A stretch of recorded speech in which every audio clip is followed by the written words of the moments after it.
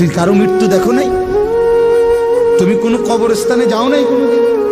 তুমি কোনো লাশের জানাজা পড়ো নাই? যে মানুষটা তোমার সামনে লাশ, সে কি একদিন হাত নাড়াইতো না? কথা বলে না? তার চক্ষু খোলা ছিল না কোনোদিন? সে কি একদিন দৌড়ঝাঁপ করে নাই দুনিয়ায়?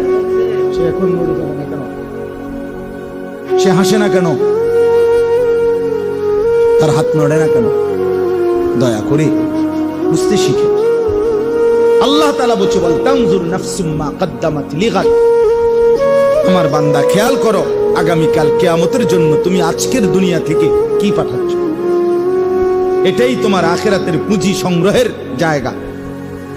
দুনিয়া এখান থেকেই আখিরাতের জন্য পাঠাইতে হবে। মা কদ্দামাত, হিসাব করো আখিরাতের জন্য কি পাঠাইছো।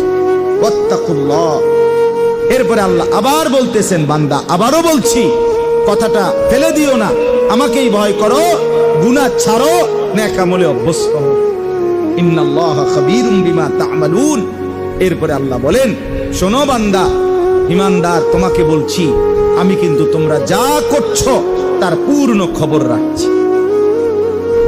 এক বিন্দু আমার থেকে আড়াল করতে পারবা না। এমনকি হৃদয়ের ভিতরের যেই কথাগুলো খোদার কসম কোরআনে আছে, আল্লাহ তাআলা বলে, বান্দা কিয়ামতের দিন তোমার অন্তরের ভিতরে যে কথাগুলো উঠানামা করতো, ভালো মন্দ, আমাদের হৃদয়ে অনেক কথা আছে না?